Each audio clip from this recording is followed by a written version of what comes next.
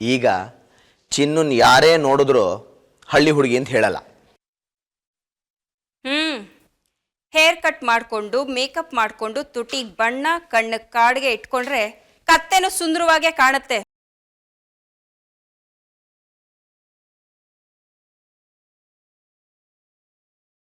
ಬಾಯಿ ಬಿಟ್ರೆ ಬಂಡಿಗೇಡು. ಬಟ್ಟೆ ಬದಲಾಯಿಸಿದ ತಕ್ಷಣ ಮನುಷ್ಯ ಬದಲಾಗಲ್ಲ ಕೈಲ. ಲಕ್ಷ್ಮಿ, ಅಡಿಗೆ ಮನೆ ಕೆಲಸ ಎಲ್ಲ ಹಾಗೆ ಬಿದ್ದಿದೆ. ಅಡಿಗೆ ಮನೆನ ಕ್ಲೀನಾಗಿ ಇಟ್ಕೊಂತ ಎಷ್ಟು ಸಲ ಹೇಳಿದ್ದೀನಿ. ಹೋಗಿ ಅಡಿಗೆ ಮನೆ ಕ್ಲೀನ್ ಮಾಡು. ಸರಿ ಕಣವ್ವ, ಈಗಲೇ ಕ್ಲೀನ್ ಮಾಡ್ತೀನಿ. ನಿಂತ್ಕೋ. ಮೊದಲು ಟೀ ಮಾಡ್ಕೊಂಡು ಬಾ, ಆಮೇಲೆ ಮಿಕ್ಕಿದ ಕೆಲಸ ಮಾಡುವಂತೆ.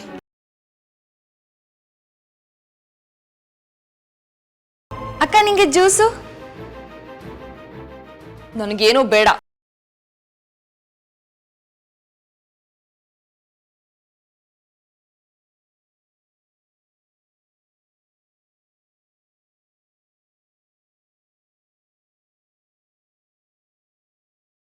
ಕಲ್ಪನಾ, ಕೆಟ್ಟದಾಗಿ ಮಾತಾಡಿ ಯಾಕೆ ಕೆಟ್ಟೋಳಾಗ್ತೀಯ?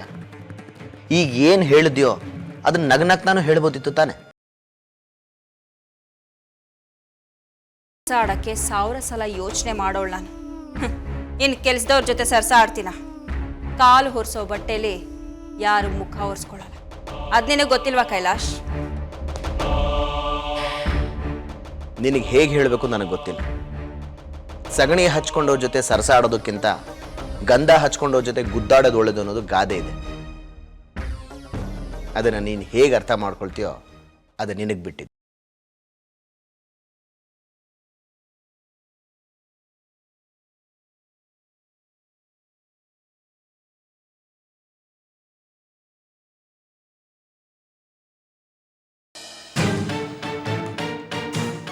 ಇವೆಲ್ಲ ನಮ್ಮ ಅಪ್ಪನ ಮನೆ ಒಡವೆ.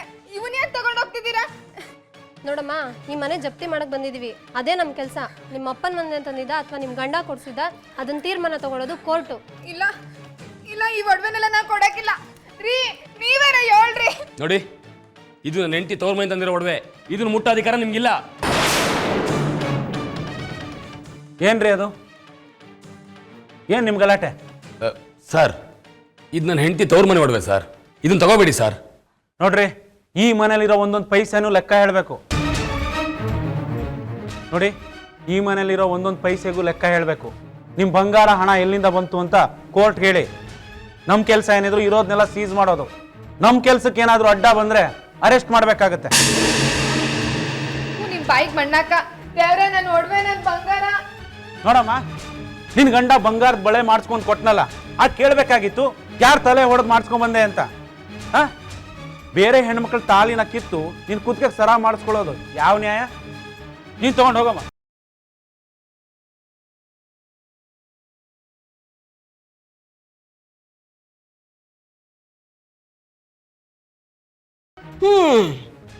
ಈ ಕಾಲದಲ್ಲೂ ನ್ಯಾಯ ನೀತಿ ಅದೇ. ಯಾವ್ರು ಸತ್ತೋಗವನೇ ಅನ್ಕೊಂಡಿದ್ದೆ, ಅವನ ಜೀವ ಸಹಿತ ಅವನೇ.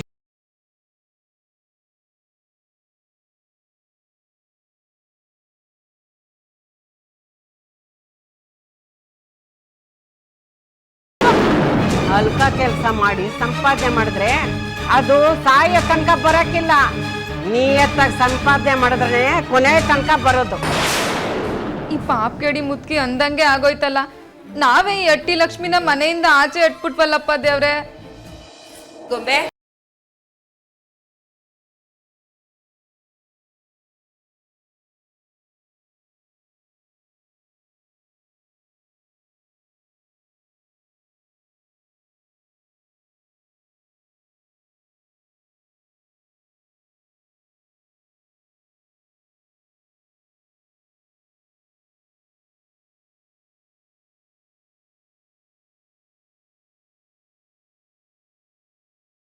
ಏನ್ ಗೊಂಬೆ ಇದು? ಯಾಕೆ, ನಿನಗೆ ಓದಕ್ ಬರಲ್ವಾ? ಅಧಿಕ ಪ್ರಸಂಗಿ ಥರ ಮಾತಾಡಬೇಡ. ಕೇಳಿದ್ದಕ್ಕೆ ಉತ್ತರ ಕೊಡಷ್ಟೇ. ನಾನು ಚಿನ್ನು ಪಾರ್ಲರ್ಗೆ ಹೋಗಿದ್ವಲ್ಲ, ಅದರದ್ದು ಬಿಲ್ಲು ಏನಿವಾಗ? ಮನೆ ಕೆಲಸದೊಳಗೆ 2,500 ರೂಪಾಯಿ ಕೊಟ್ಟು ಪಾರ್ಲರ್ ಕರ್ಕೊಂಡು ಹೋಗೋ ಅಗತ್ಯ ಏನೇ ಇತ್ತು? ನಿನಗೆ ದುಡ್ಡಿನ ಬೆಲೆ ಏನಾದ್ರೂ ಗೊತ್ತಾ? ಹುಚ್ಚಿಡ್ತಿದೆ ಗೊಂಬೆ ನಿನಗೆ. ನನಗೆ ಸಿಟ್ಟು ಬರ್ಸ್ಬೇಡ. ನಾನು ನಿನಗೆ ಎಷ್ಟು ಸಲ ಹೇಳಿಲ್ಲ ಚಿನ್ನುನ ಕೆಲ್ಸದೋಳು ಅಂತ ಹೇಳ್ಬೇಡ ಅಂತ. ನೋಡು, ಚಿನ್ನು ನನ್ನ ತಂಗಿ ಹಾಗಲ್ಲ, ನನ್ನ ತಂಗಿನೇ, ಅರ್ಥ ಮಾಡ್ಕೋ.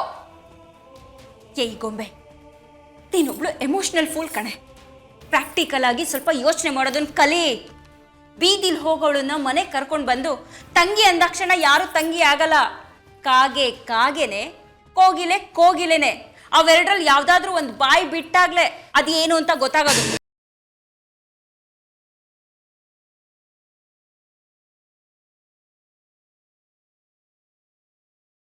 ನೀನು ಮನುಷ್ಯರ ಬಗ್ಗೆ, ಸಂಬಂಧಗಳ ಬಗ್ಗೆ ಅರ್ಥ ಕಳ್ಕೊಂಡು ತುಂಬಾ ವರ್ಷಗಳಾಗಿ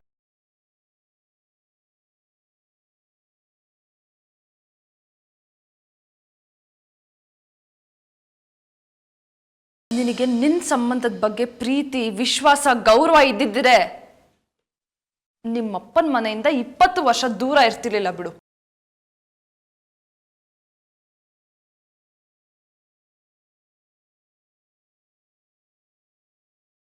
ನಾನು ಚಿಕ್ಕವಳಾಗಿದ್ದಾಗ ನನ್ನ ಬಾಲ್ಯದಲ್ಲಿ ಸುತ್ತಮುತ್ತ ಅಜ್ಜಿ, ತಾತ, ಅಣ್ಣ, ತಮ್ಮ, ಅತ್ತೆ, ಮಾವ ಅನ್ಕೊಂಡಿದ್ದಿದ್ರೆ ಚಿನ್ನುನ ಕರ್ಕೊಂಡು ಬರೋ ಅಗತ್ಯನೇ ಇರ್ತಿರ್ಲಿಲ್ಲ.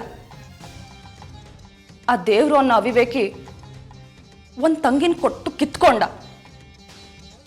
ಇವಾಗ ನಾನೇ ಒಂದು ತಂಗಿನ ಹುಡ್ಕೊಂಡಿದ್ರೆ ನನ್ನ ಸಮಾಧಾನದ ತಲೆ ಮೇಲೆ ಚಪ್ಪಡಿ ಕಲ್ಲು ಎಳೆಯೋದಕ್ಕೆ ನಿಂತಿದ್ಯಾ?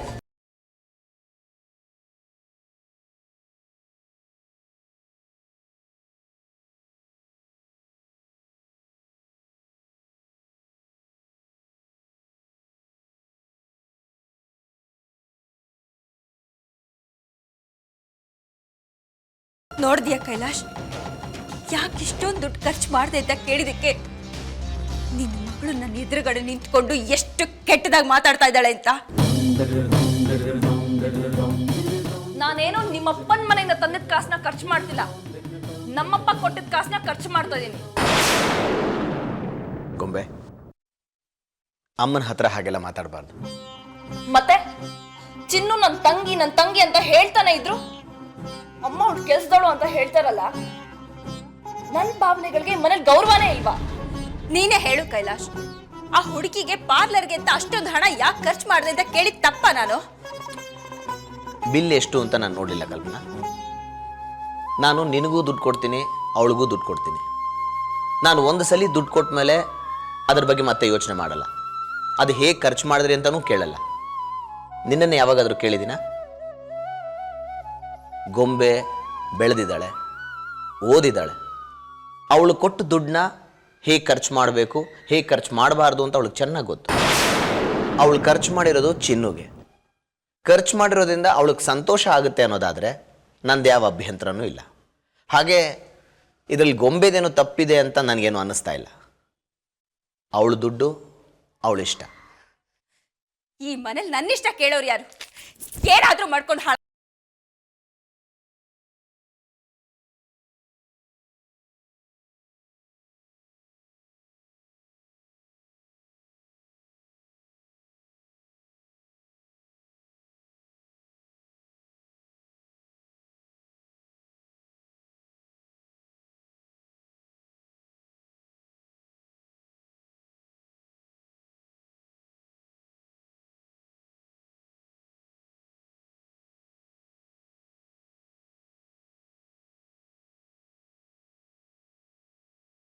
ಹೊರಗೌಡ್ರೆ, ನಿಮ್ಮ ಹಣ, ನಿಮ್ಮ ಒಡವೆ, ಆಸ್ತಿ ಪತ್ರ, ಬ್ಯಾಂಕ್ ಖಾತೆ ಎಲ್ಲ ಸೀಸ್ ಮಾಡಿದ್ದೀನಿ. ಇದರಲ್ಲಿ ನೀವು ಕಾನೂನುಬದ್ಧವಾಗಿ ಏನು ಸಂಪಾದನೆ ಮಾಡಿದ್ದೀರಲ್ಲ ಅದನ್ನು ನಮ್ಮ ಲೋಕಾಯುಕ್ತ ಕೋರ್ಟ್ ನಿಮ್ಗೆ ವಾಪಸ್ ಕೊಡುತ್ತೆ. ನಂಜುಂಡಿ, ನಿಮ್ಮ ಸೋದರ ಮಾವನ ರಾಜಯೋಗ ಎಲ್ಲ ಮುಗೀತು ಅಂತ ಕಾಣುತ್ತೆ. ಇಂದೇನಿದ್ರು ಸುಮ್ಕಿರು, ಹುರಿಯ ಗಾಯಕ್ಕೆ ಉಪ್ಸರು ಬೇಡ.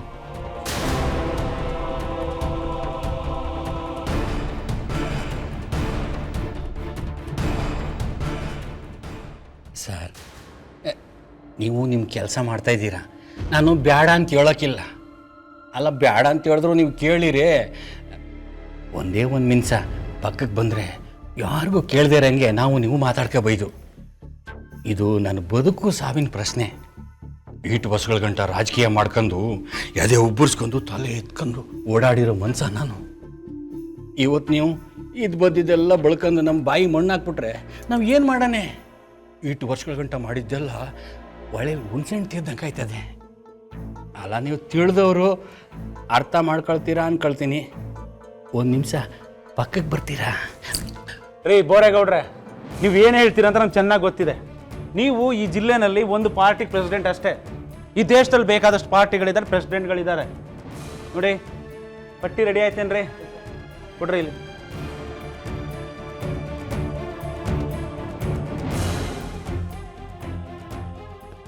ನೋಡ್ರಿ, ನೀವೇನು ಹೇಳೋದು ಬೇಕಾಗಿಲ್ಲ, ನಾನು ಕೇಳೋದು ಬೇಕಾಗಿಲ್ಲ. ಸುಮ್ಮನೆ ಸೈನ್ ಮಾಡಿ ತೊಳಿ ಸರ್. ತಗೊಳ್ರಿ.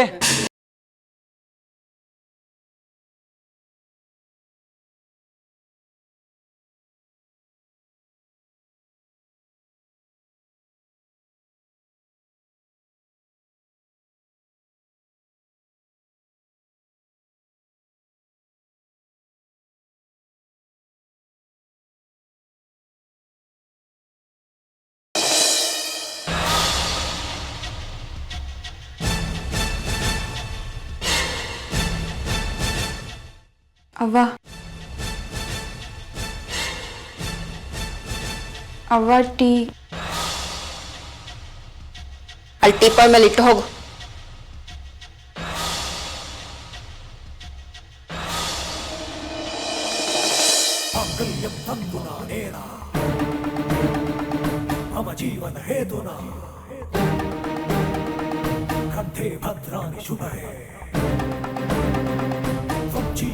ನಿಂತ್ಕೋ.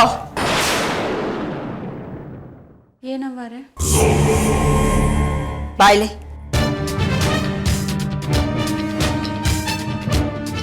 ಹತ್ರ ಬಾ.